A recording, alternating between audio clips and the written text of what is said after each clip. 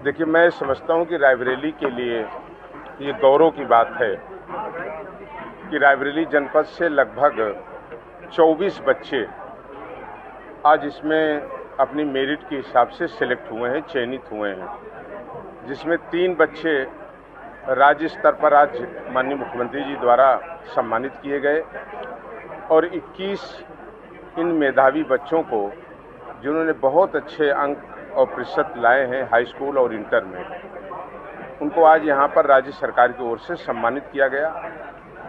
जहाँ उनको सम्मान पत्र दिया गया, वहीं उनके अकाउंट में 21-21 हज़ार रुपये वो आज ही डालने की व्यवस्था की गई है।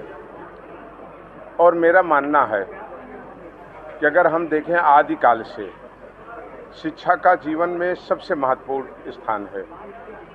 शिक्षा के बारे में कहा जाता है कि एजुकेशन बांटने से बढ़ती है, चोर उसे चोरी नहीं कर सकता, व्यक्ति को स्वावलंबी बनाता है, अपने पैरों पर भी खड़ा करता है और 10 लोगों की मदद करने के लिए भी एजुकेशन प्रेरित करने का काम करती है। कालांतर में कभी ये परिस्थितियां थी जब हम देश के मानचित्र पर उत्तर प्रदेश को देखते थे, तो कभी ऐसा समय था कि साउथ के तमाम राज्यों से इस प्रतिस्पर्धा में हम बहुत पीछे हुआ करते थे। आज भारत के यशस्वी प्रधानमंत्री आदरणीय श्री नरेंद्र मोदी जी और उत्तर प्रदेश के हम सबके मुख्यमंत्री आदरणीय योगी आदित्यनाथ जी की देखरेख में इस क्षेत्र में लगातार केंद्र और राज्य सरकार ने लगातार बच्चों को प्रोत्साहित करने के लिए, विद्यालयों को और अच्छा बनाने के लिए, वहाँ की व्यवस्था को और अच्छा करने के लिए, शिक्षक और गुणवत्तापूर्वक उनको शिक्षा दे सकें, इस पर लगातार काम किए जा रहे हैं। कई हज़ार करोड़ रुपए के बजट केवल एजुकेशन पे, चाहे प्राइमरी एजुकेशन हो हमारी और चाहे हमारी हाई स्कूल इंटर या हमारी हायर एजुकेशन हो, इस पर आज सरकार लगातार काम कर रही है। आज हम जहां इन बच्चों को बहुत बधाई देंगे, शुभकामनाएं देंगे, इनके उज्जवल भविष्य की हम कामना भी करेंगे। और ये माननीय मुख्यमंत्री जी की भी अपेक्षा है और यही शुभकामनाएं उनकी है कि ये बच्चे एक अच्छी एजुकेशन लेकर के, जो उनकी चॉइस हो, जिस क्षेत्र में वो आगे जाना चाहते हों, उसमें वो आगे बढ़ें।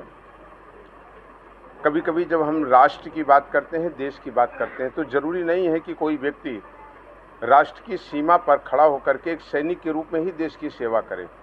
ये बच्चे जब आगे बढ़ेंगे तो देश के एक बड़े वैज्ञानिक के रूप में, एक बड़े इंजीनियर के रूप में, एक बड़े चिकित्सक के रूप में, एक अच्छे समाज सेवी, एक अच्छे पत्रकार के रूप में भी विभिन्न क्षेत्रों में जाकर के राष्ट्र और देश के लिए ये काम करेंगे।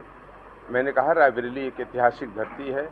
हमें खुशी है कि आज इतनी संख्या में बच्चों ने कोई 96.7 से लेकर के और 91.2 तक के अंक इन्होंने प्राप्त किए हैं। ये बच्चे वो नहीं हैं जो केवल कॉन्वेंट स्कूल में पढ़ करके आए। ये एक गवर्नमेंट कॉलेज में, सरस्वती शिक्षा मंदिर में, मैं देख रहा था हमारी ऊंचाहार विधानसभा के 6-7 बच्चे हैं इसमें।